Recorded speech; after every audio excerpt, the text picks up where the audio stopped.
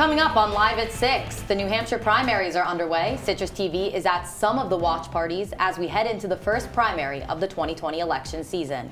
And racism on campus as the deadly coronavirus spreads across the world. A look at its impact here on the Hill. Students speak out about the racism they are facing because of the virus.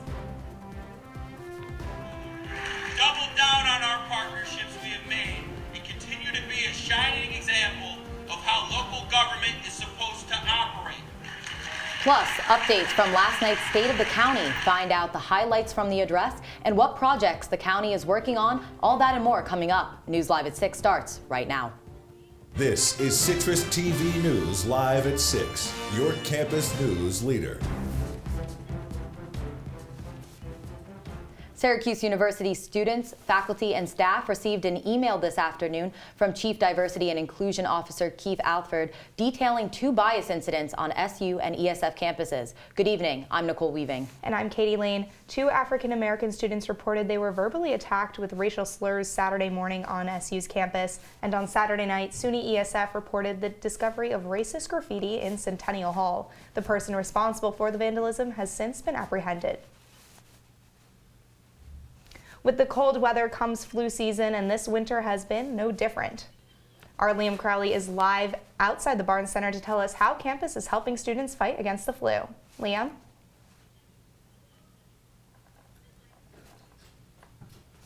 Thanks, guys. Now, I'm here at the Barnes Center, and flu season has not been kind to, well, anyone. With winter weather comes winter sicknesses, and the flu is one of the deadliest of them all. But thanks to the Barnes Center tonight from 6 to 8 p.m., they will be assembling these here flu kits. Within the flu kit, you get hand sanitizer, tissues, some chamomile tea, some emergency as well, and a card letting you know what you should do if you feel like you have flu-like symptoms. Taking a look now at how the flu has impacted the country and the world as a whole this flu season, 2019 and 2020, we have over 18 million cases confirmed of people with the flu, over 180,000 people hospitalized, and even 10,000 died from the flu this flu season, despite the fact that there have been over 300 million flu shots given out in this season. So if you do feel like you're contracting the flu, even if you do have a flu shot, make sure you stop by the Barnes Center tonight from 6 to 8 and get one of these flu kits and care packages. Live outside the Barnes Center, Liam Crowley, Citrus TV News. Thank you, Liam. Happening right now, Emmy Award-winning broadcaster Lee Thomas is on the Hill. He has worked for the African American Film Critics Association and the National Association of Black Journalists. His visit is part of a series of events organized for Black History Month. Also happening tonight at 7:30 at Hendricks Chapel is Jelani Cobb is presenting as part of the university's lecture series. Cobb is currently a staff writer for The New Yorker. He won 2015 Sidney Hillman Prize for Opinion and Analysis Journalism, and the event is set to start at 7:30 and is free for the public. And the deadly coronavirus continues to spread across the world. No cases have been reported in Onondaga County so far. However, the virus has still had an influence here on campus. Citrus TV reporter Domenica Orellana tells us how the coronavirus has led to increased racism on campus. As she walks to class covering her mouth with a mask in an attempt to be polite and not cough on people's faces, Syracuse University student Lianza Reyes overheard comments that made her feel uncomfortable. And I hear one of them say, "Dude, do you think she has the coronavirus?" However, according to the State Health Department, New York City and Central New York had the highest rates of flu cases in the state. Just in CNY, there were more than 520 lab-confirmed cases. 100 out of 10,000 Central New Yorkers tested positive for influenza. So far this season, more than 11,000 New Yorkers with the flu have been hospitalized.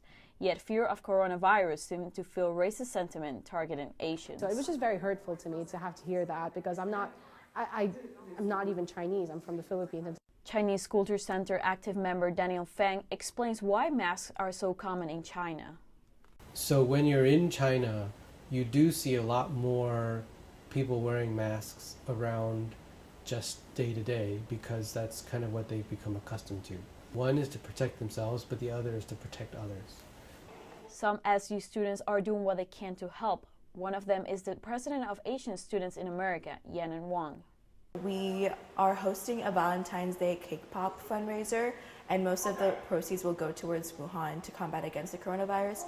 Fang mentioned that it is important for people to know the facts before they make any judgments. Roughly around 10,000 people have died because of the flu since October, so go get your flu shots and don't worry too much about those who are just wearing a face mask. That was Domenica Orellana for Citrus TV. This all comes after the school recently garnered national attention when students protested a string of racist incidents that occurred on and around campus. 6 new bias incidents have taken place since the spring semester began. SA has announced a new way for students to run their errands. A free shuttle service is being introduced to campus and will bus students to Wegmans and Target. Pickup stops will be at College Place and Goldstein Student Center on South. Buses will run continuously starting at noon, and the latest campus drop-off will be at 5 p.m. And now, Katie, it seems like we've got a shuttle, we've got a trolley, we've got buses. I mean, every type of transportation a student could need seems like it's here on Syracuse University's campus. It really is. I feel like we could have maybe used one this morning, but it was really foggy this morning. Our weather anchor, Michaela Vargas, what was that about? You guys are totally right. This morning when I left my room, it was so foggy outside I couldn't even see the trees out in the distance, but the visibility did get better throughout the day. And right now it's not too bad outside. It's actually 34 degrees. Feels like 29 though because of those 6-mile-per-hour winds. So if you're going outside, wear your coat, layer up, and you'll be all good to go. Thank you, Michaela. And Upstate Medical is moving forward with a $158 million project. Upstate announced the construction plans in 2017 after receiving an $8 million donation. The project has been delayed while an investigation was launched, looking into whether bid documents were falsified. Upstate will begin construction this fall. Work is expected to be completed in 2023.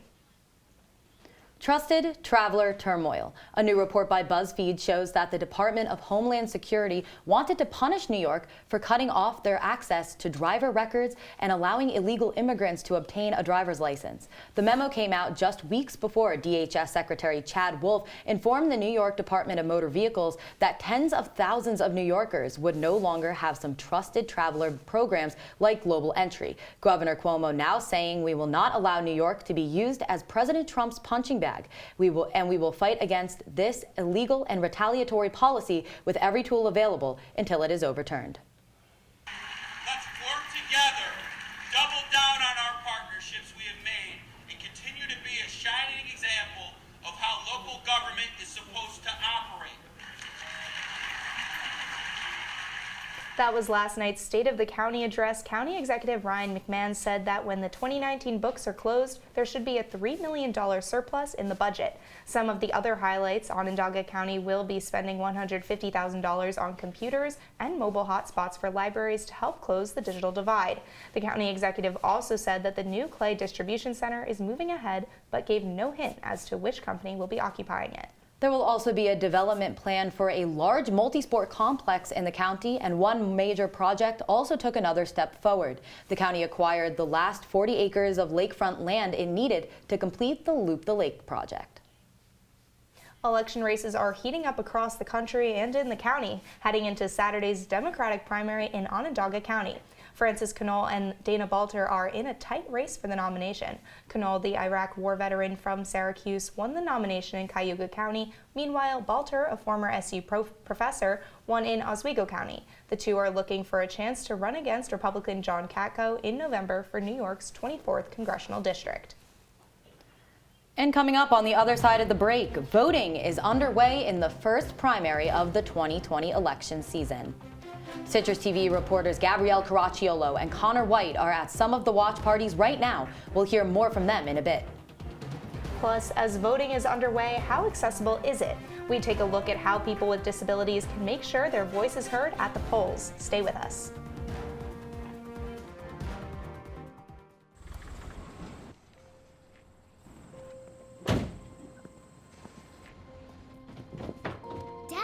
They took over my bedroom. Come on, come on. Okay, Dad. 1, 2, 3. Dad!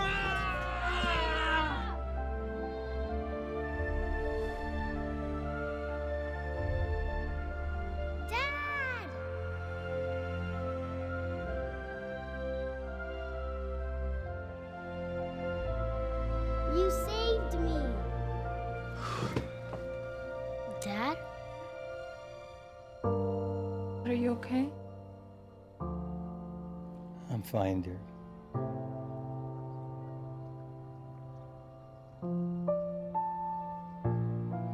Your hero needs you now, and AARP is here to help. Find the care guides you need at aarp.org/caregiving. Leaving hot coals improperly extinguished can cause a wildfire. Hey guys, it's Smokey! It looks as if Smokey is going to use the drown, stir, drown, and feel technique. After the first drown, a good start. Next, another drink. And finally, a close feel. Is it cool? Okay. Yeah. Hey, Smokey, catch! Oh, my bad, Smokey. Only you can prevent wildfires.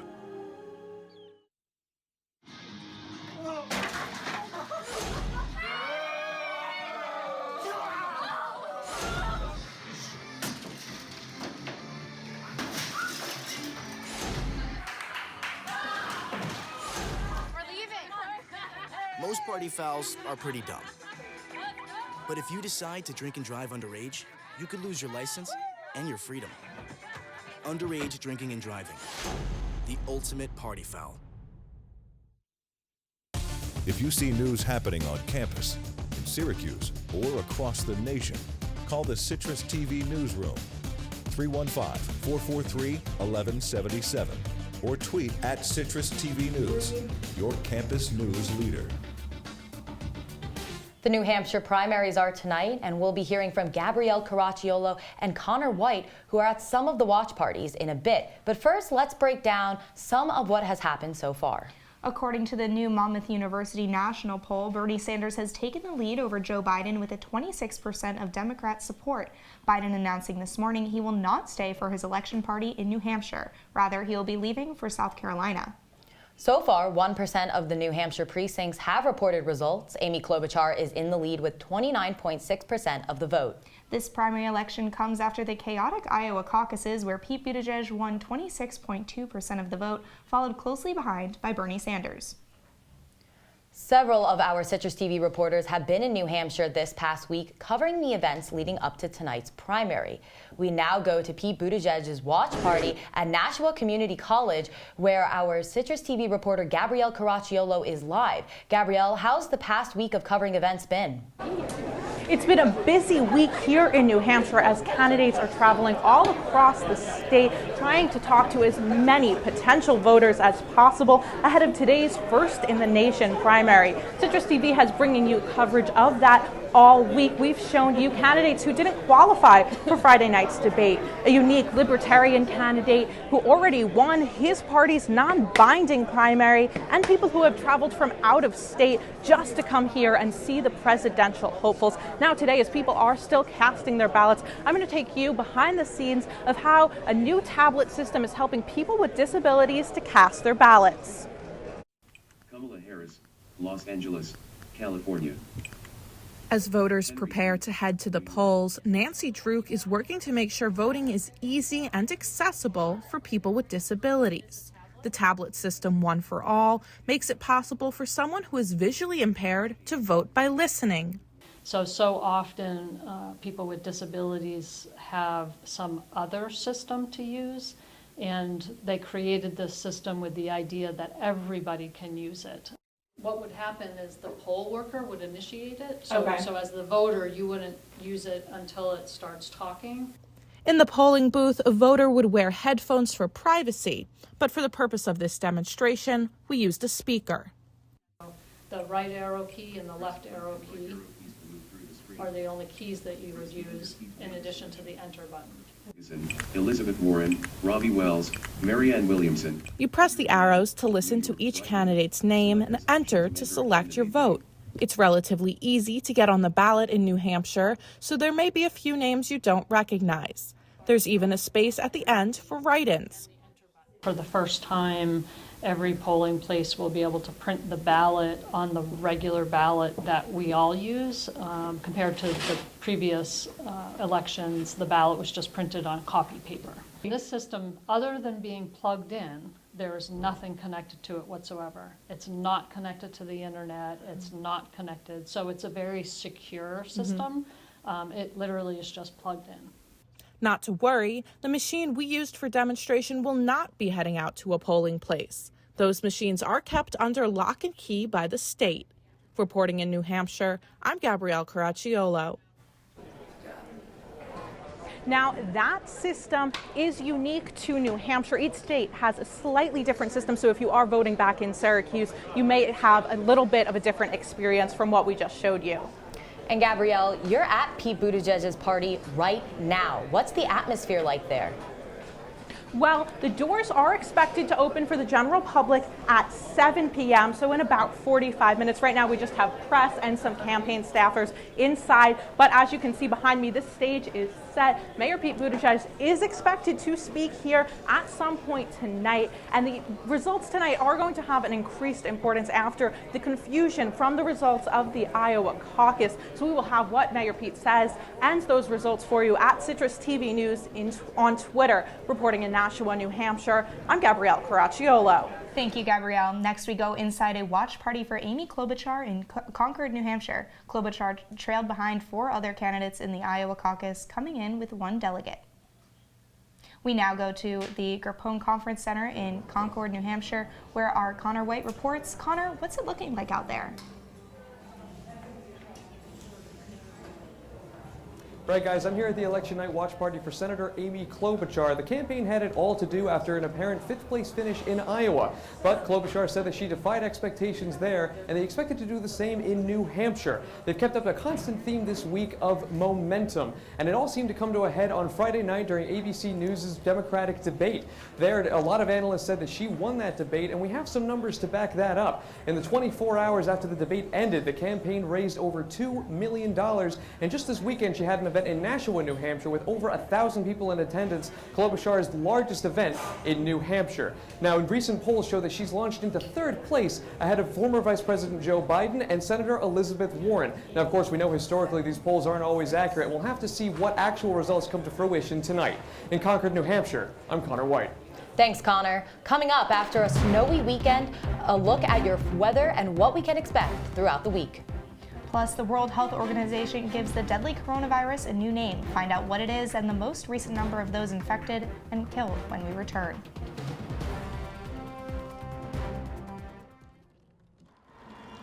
Everybody has a dream.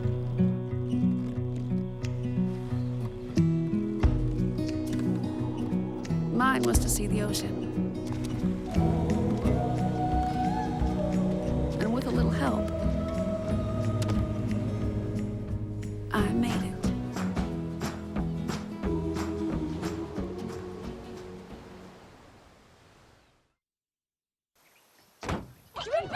They'll test you. Try to break your will. But however loud the loudness gets, however many cheese puffs may fly, you're the driver, the one in control. Stand firm.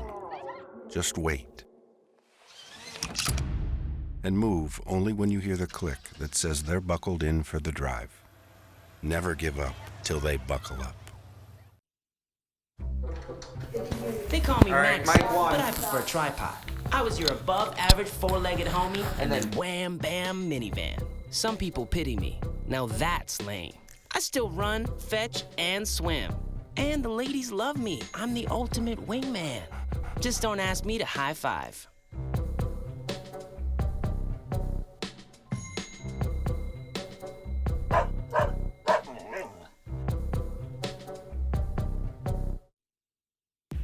From the CitrusTV Weather Center, this is SU's most accurate weather forecast.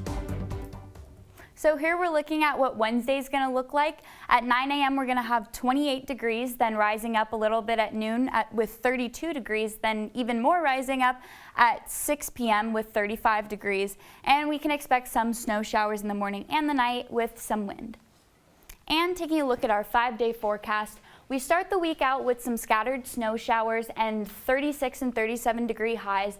Then moving on to Thursday, we have more heavy snow showers and consistent snow showers with 34 as the high and 9 as the low. Then for Friday, we have a high of 12 degrees with a low of -1 degrees. So If there's a day you want to just stay in bed, I suggest Friday be that day. Then Saturday, we're rising up to a nice 29 degrees. So we have that to look forward to. Back to you guys. Thanks, Michaela. The World Health Organization is giving the novel coronavirus a new name, COVID-19. According to the Director General of the WHO, the CO stands for corona, the VI for virus, and the D for disease. The disease has infected more than 43,000 people and killed more than 1,000. Coming up, we'll hear from Jonathan Hoppe, who's live at the Dome. This guy, he's going to break down tonight's men's basketball game against NC State. Big contest this evening against the Wolfpack. We'll have you covered. Keep it locked. Back in 2 minutes.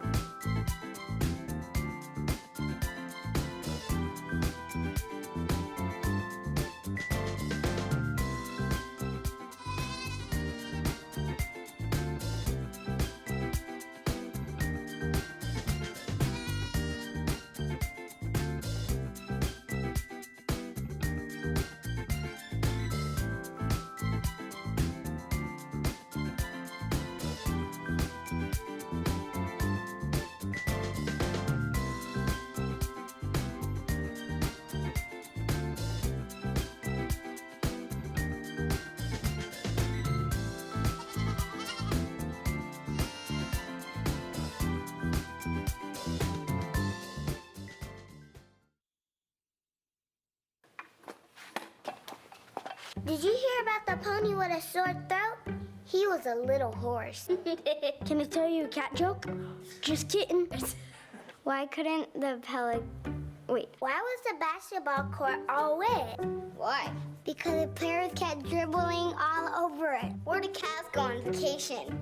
New York.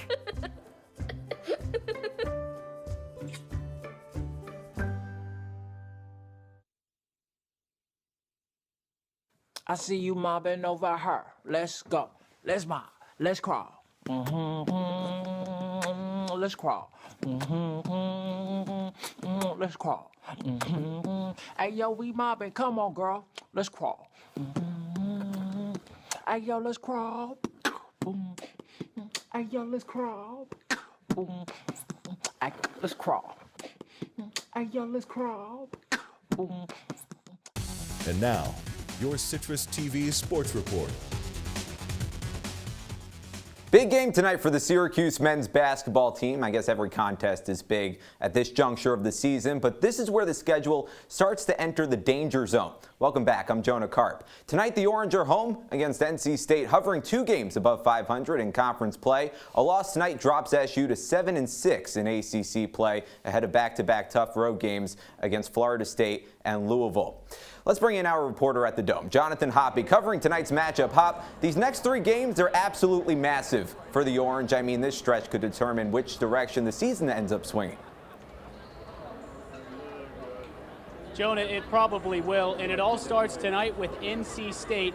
At this point in the season, the Orange just need home wins. They've already lost 5 games this year in the Dome, and then when you factor in that NC State is right around Syracuse in the ACC standings, this is pretty much a must-win. Then consider the next 2 games. The toughest 2-game stretch of the season. How much confidence would this win give the Orange tonight?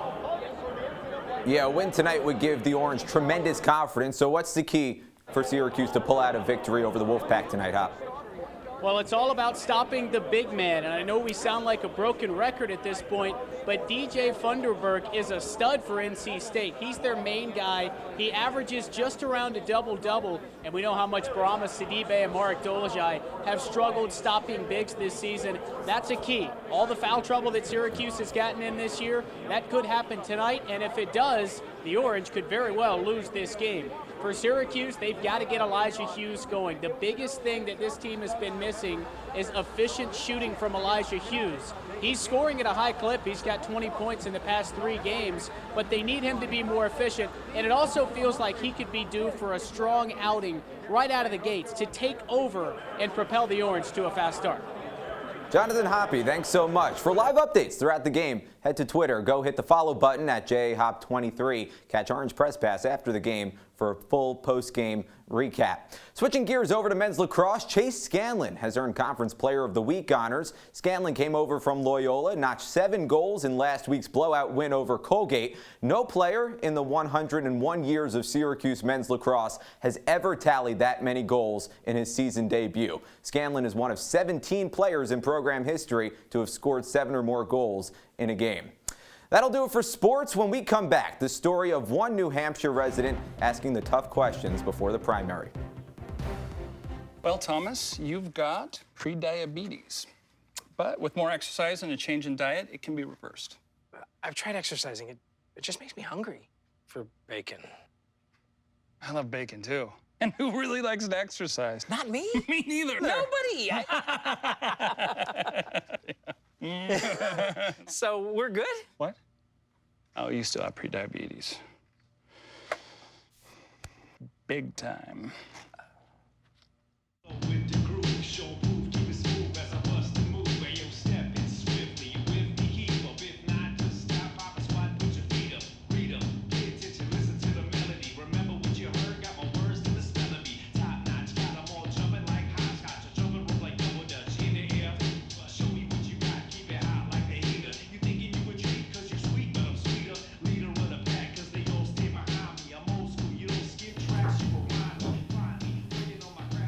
The first primary in the nation is continuing now until 8 tonight, and one resident of New Hampshire is making sure his voice is heard. For Emmett Collins, he says that sometimes politicians seem to ignore the issues that are most important to him. Our Ford Hatchett has Emmett's story.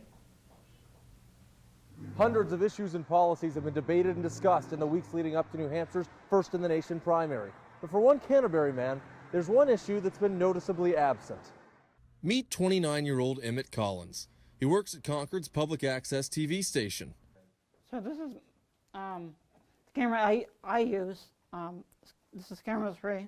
Emmett also has Jacobson syndrome, a chromosomal birth defect which affects development, speech, and motor skills. But that doesn't stop Emmett from running audio boards, working cameras, and editing video. I feel like I don't have a disability. Yeah, because I'm part of a team, like a regular human being. You could be fooled by all of his skill, but it doesn't always come easily for Emmett. It's tough for me to learn things.